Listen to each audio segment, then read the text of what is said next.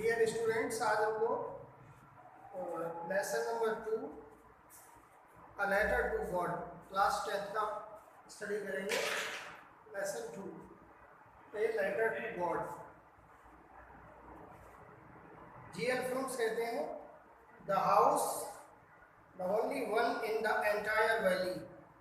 एक घर था जो केवल संपूर्ण, एंटायर होता है संपूर्ण या पूरा, पूरी वैली में यानी घाटी में अकेला घर था। शैट ऑन द क्रेस्ट ऑफ ए लो हिल, और क्रेस्ट मीन्स होता है चोटी, वह निचली पहाड़ी की चोटी पर था। फ्रॉम दिस हाइट, इस ऊंचाई से one could see the river, कोई भी व्यक्ति नदी को देख सकता था।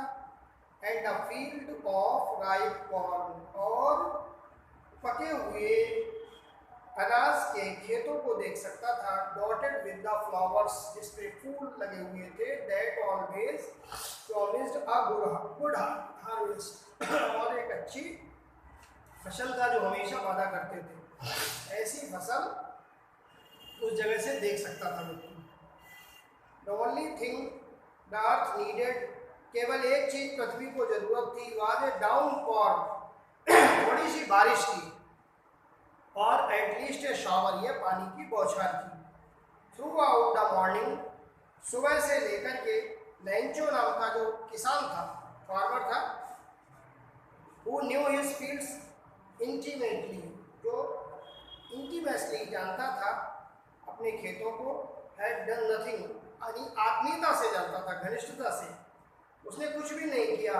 What seen the sky toward the north east, बल्कि उत्तर पूरब के आसमान की ओर देखता रहा। Now we are really going to get some water women, उसने कहा अपनी पत्नी से कि अब मुझे लग रहा है कि वास्तव में हम कुछ पानी को प्राप्त करने जा रहे हैं, यानी पानी की बारिश होने वाली है। The women who was preparing शपर, वह महिला जो रात्रि का भोजन बना रही थी, रिप्लाइड, उसने उत्तर दिया, कहा यस गॉड विलिंग, हाँ भगवान की मर्जी है। Older boys working in the field, जो किसान लेंचो था उसके बड़े बच्चे खेतों में काम कर रहे थे। While the smaller ones were playing near the house, जबकि छोटे वाले बच्चे घर के नजदीक खेल रहे थे। Until the women called to them all, जब तक कि उस महिला ने उन सबको बुलाया नहीं, कहा कम फॉर डिनर, बच्चों भोजन के लिए आ जाओ, रात्रि भोजन के लिए आओ। It was during the meal, meal means होता है भोजन, भोजन के दौरान ऐसा हुआ। That just as Lencho had predicted, जैसी लेंचो ने भविष्यवाणी की थी, प्रेडिक्शन फोरकास्टिंग की थी। Big drops of rain began to fall, बड़ी बड़ी बारिश की बूंदें गिरनी शुरू हो गई। इन द नॉर्थ ईस्ट, उत्तर पूरब की दिशा में। ह्यूज माउंटेन्स ऑफ क्लाउड्स, पर्वत रूपी बड़े बड़े बादल कुड बी शीन अप्रोचिंग, आते हुए दिखाई दिए। The air was fresh and sweet, हवा ताजी और मधुर चल रही थी। The man went out for no other reason, वह व्यक्ति किसी दूसरे कारण से बाहर नहीं गया। Then to have the pleasure of feeling the rain on his body, अपेक्षा करते वो अपने शरीर पर बारिश की खुशी को महसूस करने के लिए बाहर गया। And when he returned he exclaimed, और जब वह वापस लौटा लेंचो तो उसने ये विस्मय किया, बोला these are not rain drops falling from the sky, they are now new coins. देखा, ये जो बारिश की बूंदें हैं जो आसमान से गिर रही हैं, ये केवल बारिश की बूंदें नहीं है, ये नए नए सिक्के हैं, कॉइन्स हैं। The big drops are 10 cent pieces, ये जो बड़ी बूंदें हैं ये 10 सेंट के सिक्के हैं। And the little ones are 5, और छोटी वाली 5 सेंट है। विद अ सैटिस्फाइड एक्सप्रेशन, संतुष्टि के भाव से ही regarded the field of ripe corn with its flowers, उसने अनाज के खेतों में जो फसल थी उसको देखा, उसके फूलों को। Draped in a curtain of rain, जिस पे बारिश का पर्दा पड़ गया था। But suddenly a strong wind began to blow and along with the rain, और लेकिन अचानक एक तीव्र हवा, आंधी कह सकते हैं, विंड मीन्स तेज हवा था, आंधी, बिगन टू ब्लो, बहनी शुरू हो गई। And along with the rain, और बारिश के साथ में ही very large hair stones begin to fall, बड़े बड़े ओले गिरने शुरू हो गए। These truly did resemble new silver coins. अब ये वास्तव में नए चांदी के सिक्के लगने लगे। The boys exposing themselves to the rain ran out to collect the frozen pulse. Frozen pulse मतलब जमे हुए मोती अर्थात ओले। ओलों को इकट्ठा करने के बच्चे बारिश में अपने आप को एक्सपोज कर रहे थे और वो दौड़े जमे मोतियों को इकट्ठा करने के लिए अर्थात ओलों को इकट्ठा करने के लिए।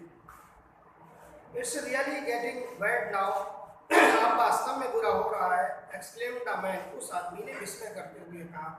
I hope it Passage quickly, मैं आशा करता हूँ कि ये ओले जल्दी ही थम जाएंगे। It did not pass quickly, लेकिन ये ओले जल्दी नहीं रुके। फॉर एन आवर, 1 घंटे तक the hell rain down the house, जो ओलों की बारिश घर पर होती रही। द गार्डन, बगीचे में ओले गिरे। द हिल साइड, पहाड़ी के तरफ।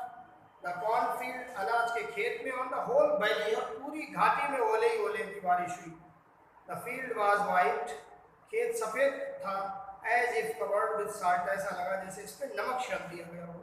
Not a leaf remained on the trees, एक भी पत्ती पेड़ पर नहीं बची। The corn was totally destroyed, फसल पूरी तरीके से डिस्ट्रॉय हो गई, यानी नष्ट हो गई। The flowers were gone from the plants, फूल पौधों से झड़ गए। लेंचो's soul was filled with sadness, Lencho की आत्मा उदासी से भर गई। When the storm had passed, जब तूफान थम गया, he stood in the middle of the field, वह लेंचो किसान खेत के बीचों बीच में खड़ा हुआ। and said to his sons, और अपने बच्चों से उसने ये बोला।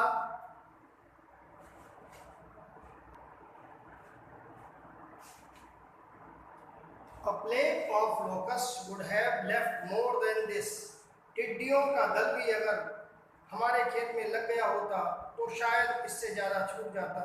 The hell has left nothing, लेकिन ओलों ने कुछ भी नहीं छोड़ा है। This year, इस वर्ष, we will have no corn, हमारे पास अनाज नहीं होगा। That night was a sorrowful one, ये जो रात थी दुखी रातों में से एक थी। All our work for nothing, हमारे इतने सारे कार्य के बारे में हमें कुछ भी बदले में हमें कुछ नहीं मिला। There is no one who can help us, अब कोई ऐसा भी नहीं है जो हमारी मदद कर सकता हो। We shall all go hungry this year, इस साल हम सब भूखे रह जाएंगे। What in the hearts of all, लेकिन सभी के दिलों में, who lived in that solitary house, जो उस अकेले घर में रहते थे। In the middle of the valley, घाटी के बीचों बीच में, वो सारे लोग जो उस घाटी में रहते थे, उन सबके दिल में there was a single hope, एकमात्र आशा थी। हेल्प फ्रॉम गॉड, वो आशा थी भगवान से सहायता। डोंट बी सो अपसेट, इतना ज़्यादा परेशान मत हो। Even though this seems like a total loss, ऐसा लगता था जैसे पूरी तरीके से नुकसान हो गया हो, लेकिन remember no one dies of hunger, वो अपने आप को संतुष्टि देते हुए बोला लेंचो की, याद रखो कोई भी भूख से नहीं मरता है। दैट इज व्हाट दे से, इसलिए लोग कहते हैं कि no one dies of hunger, की कोई व्यक्ति भूख से नहीं मरता है। ऑल थ्रू द नाइट, पूरी रात Lencho thought only of his one hope, Lencho पूरी रात बस अपनी एक आशा, उम्मीद के बारे में सोचता रहा। द हेल्प ऑफ गॉड, भगवान से मदद। whose eyes as he had been instructed, जिसकी आंखों में इंस्ट्रक्शन थे, ये निर्देश थे। सी एवरीथिंग, वो सारी चीज़ें दिखाई पड़ रही थी उसको।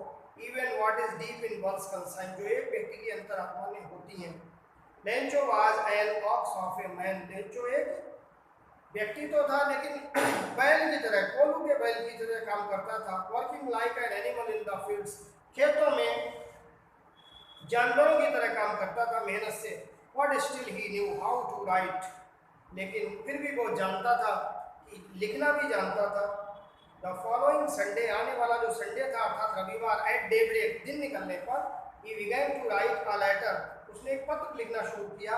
विच he himself would carry to town, जिसे वह शहर खुद ले गया। And place in the mail, और उसने उसे डाक के बॉक्स में डाल दिया। It was nothing less than a letter to God, ये कुछ और नहीं था, भगवान के लिए पत्र था। ऐसा विश्वास, ऐसी आस्था उस लेंचो को थी, और लेंचो ने उस पत्र को पोस्ट ऑफिस के उसके पोस्ट बैग में डाल दिया। It's part 1। ये पार्ट 1 यहाँ पे फिनिश होता है। अब सेकेंड पार्ट नेक्स्ट टर्न पे आपको हम पढ़ाएंगे।